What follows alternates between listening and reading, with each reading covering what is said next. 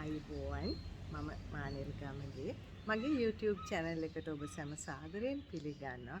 ඉතින් මෙතෙක් කරගෙන ආපු වැඩසටහන් මං හිතනවා ඔබට ප්‍රයෝජනවත් කියලා. මගේ එකම බලාපොරොත්තුවත් ඒකයි. දැන් අලුත් එකකුත් ළඟදී පටන් ගත්තා. ප්ලාස්ටික් කැන්වස් මත මැහුම් ක්‍රම සහ ප්ලාස්ටික් කැන්වස් වලින් කරන්න පුළුවන් දේවල් නිර්මාණය කිරීමේ පාඩම් මාලාවකුත්. ඉතින් මං හිතනවා ඒ ඔයගලන්ගේ සියලු දේටම කැමති වෙයි කියලා. ඉතින් ඔයගලන්ගේ අදහස් මට කමෙන්ට් එකක් මාර්ගයෙන් කියන්න. channel එක subscribe කරලා තියාගන්න. එතකොට අර එලාම් බෙල් එක ක්ලික් කරලා තියාගන්න. ඒතර අලුත් වීඩියෝ එකක් ආපු ගමන් ඔයගලන්ට දැනුම් දීමක් කරනවා. ඉතින් වැඩසටහන අතරතුරේදී මම මගේ පන්ති ඔන්ලයින් පන්ති සහ පොත් පිළිබඳ විස්තර කියන්නම්. ඉතින් මං හිතනවා මේ පාඩමත් ඔබට ප්‍රයෝජනවත් වෙයි කියලා.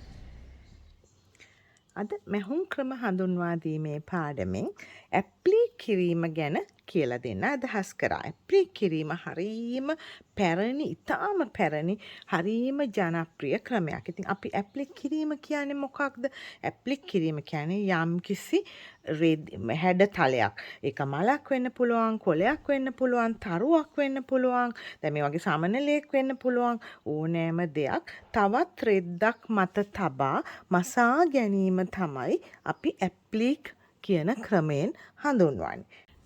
ඇප්ලික් ක්‍රම ගැන කතා කරනකොට ඇප්ලික් ක්‍රම රාශියක් තියෙනවා. මේක ෆෙල්ට් ඇප්ලික්. මේක මම කරලා තියෙන්නේ මේ කළු ලිනන් රෙද්ද මත ෆෙල්ට් රෙදි පාවිච්චි කරලා ඇප්ලික් කරලා තියෙනවා. බ්ලැන්කට් මැස්ම භාවිත කරලා. මේකෙදි කරලා තියෙන්නේ එම වර්ණයෙන්ම තමයි මහගෙන තියෙන්නේ. I have used the same color to applique this flower.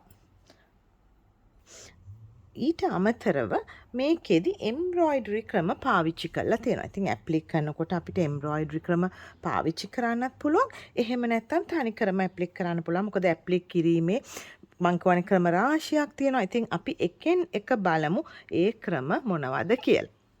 දැන් මේකත් ෆෙල්ට් ඇප්ලික්මයි. මේකත් කළු රෙද්ද මතමයි කරලා තියෙන්නේ. මේකෙදි සන්ෆ්ලවර් එකක් නිසා කහ සහ තැඹිලි වර්ණ පාවිච්චි කරලා තියෙනවා. නටුව සහ කොළ සඳහා කොළ වර්ණ පාවිච්චි කරලා තියෙනවා. ඉතින් ඇප්ලික් කියන්නේ ප්‍රංශ වචනයක්. ලතින් භාෂාවෙන් තමයි ඇප්ලිකෝ කියන වචනයෙන් තමයි ඇප්ලික් කියන එක ඇවිල්ලා තියෙන්නේ. මං කලින් කිව්වානේ බිතා පැරණි ක්‍රමයක් කියලා. ඉතින් මං ඉතිහාසය කියලා දෙන්නම්. අපි සාම්පල් බලන ගමන් කතා කරමු. මේක අපිට ආවේනික ශ්‍රී ලාංකේය ඇප්ලික්. ශ්‍රී ලංකන් ඇප්ලික්. අපේ පළාත් කොඩිවල මෙන්න මේ ක්‍රමයට තමයි සාදාගෙන තියෙන පළාත් කොඩි ඇප්ලික් කිරීමෙන්. ඉතින් මං කිව්වනේ ඊටාම් පැරණි කියලා. ඉතින් පරණ කාලේ ඉස්සර කාලේ රෙදි හරීම මිලාදිකයි. හුඟක් දෙනෙකුට රෙදි අලුතෙන් ගන්න සල්ලි නෑ. එතකොට ඒගොල්ලන් අර අපි කලිනුත් ඉගෙන ගත්තා නෝ ඒ ශශිකෝ පාඩමේදී මං කියලා දුන්න ඒ වගේම තමයි. අර රෙද්ද දිරන්නේ නැති වෙන්න අපි වෙනත් දෙයක් තියලා ඇප්ලික් කරගන්නවා. අර රෙද්ද පරිස්සම් කර ගැනීම සහ ඉරුණු තැන් වසා ගැනීම සඳහා. අපි තව සාම්පල් එකක් බලමු. දැන් මම කියවනේ ඇප්ලික් ක්‍රම රාශියක් තියෙනවා කියලා. මේක අපි හඳුන්වනවා හවායන් ඇප්ලික් කියලා. ඒ කියන්නේ මේක තනි එකම රෙද්දෙන් කපාගෙන. දැන් අපි කලින් ඒවා වල දැක්ක අපි මල් පෙති වෙනම කොළ වෙනම කපලා තියෙනවා. දැන් මේකෙදි හවායන් ඇප්ලික් එකේදී එහෙම නෙමෙයි අපි එකම. දැන් මේක අපි ඇත්තටම දෙල් ගෙඩිය සහ දෙල් කොළය.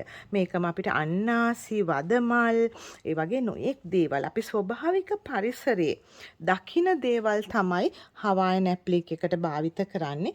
ඒ වගේම මෙහෙම එකට ගන්නවා. ක්විල්ස් කිරීම සඳහාත් හවායන් ඇප්ලික් එක හරියට පාවිච්චි කරනවා. මේ ක්‍රමය හඳුන්වන්නේ රිවර්ස් ඇප්ලික් කියලා. රිවර්ස් ඇප්ලික් කියන්නේ අපි යටින් රෙද්දක් තියලා උඩින් තව රෙද්දක් තියලා උඩ රෙද්ද කපලා මහලා තමයි මේ ක්‍රමය කරගන්නේ. මේක මෙහෙම ලං කරලා බැලුවොත් පේනවා.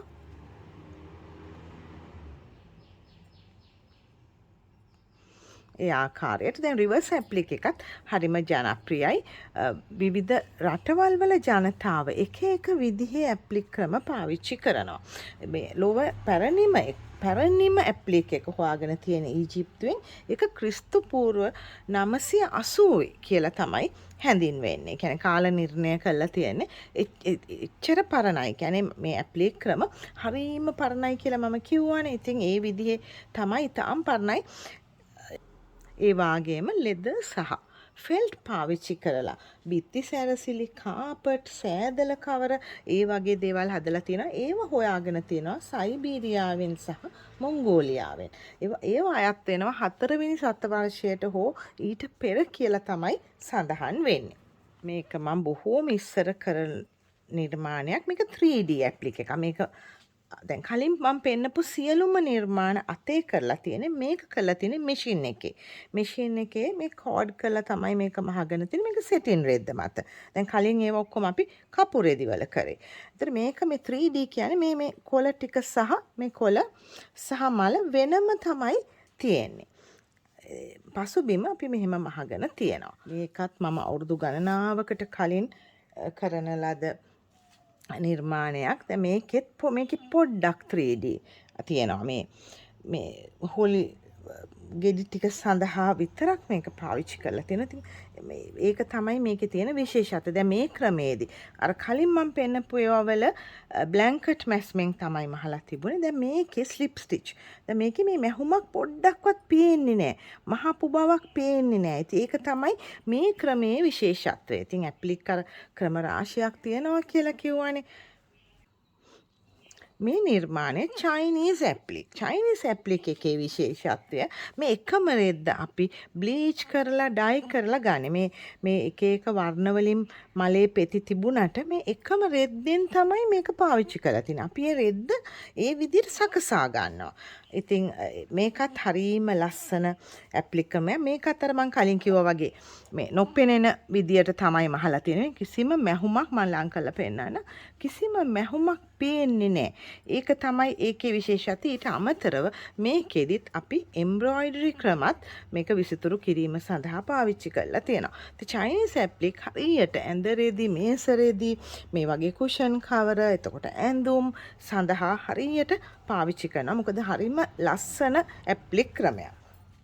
මේකත් චයිනීස් ඇප්ලික් ටේබල් මැට් එකක්. මේකෙදිත් අර විදිහම තමයි. අර එකම රෙද්දෙන් තමයි මේක කපලා තියෙන්නේ. කහ වර්ණයේ වර්ණ ප්‍රභේද එකම පෙත්තෙත් ලා සහ තද තියෙනවා මේ ක්‍රමයේදී. ඒක තමයි මේකේ චයිනීස් ඇප්ලික් එකේ විශේෂත්වය. දැන් මේකේ ඇප්ලික් කරලා තියෙන ක්‍රමය පොඩ්ඩක් වෙනස්. ලං කරොත් මං හිතනවා පේනවා කියලා.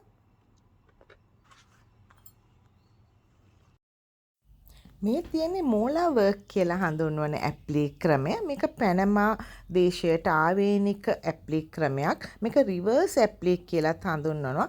රෙදි තට්ටු කිහිපයක් තියලා එකෙන් එක කපමින් යට තියෙන වර්ණය මතු කර ගැනීම තමයි මෙහි ඇති විශේෂත්වය.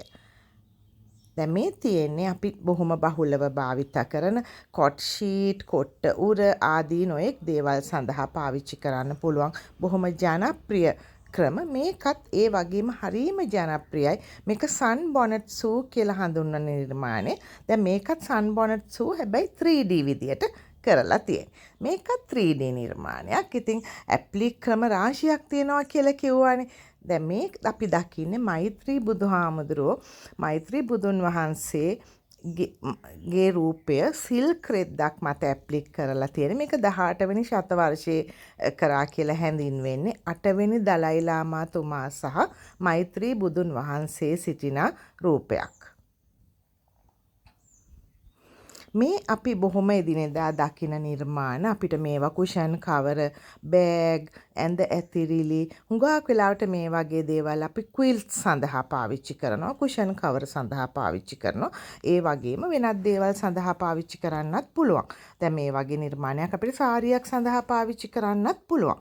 ඉතින් ඕගලන්ට මගේ පන්තියට සම්බන්ධ වෙන්න ඕනේ නම් ඇප්ලික් හෝ වෙනත් මම කරන රෙදි පින්තාරු, ඇප්ලික්, බ්‍රසීලියන් එම්බ්‍රොයිඩරි, හෑන්ඩ් එම්බ්‍රොයිඩරි වගේ පන්තිවලට සම්බන්ධ වෙන්න ඕනේ නම් මම WhatsApp නම්බර එක දාන්නම්. ඒකට මට මෙසේජ් එකක් දාලා වැඩි විස්තර දැනගන්න පුළුවන්.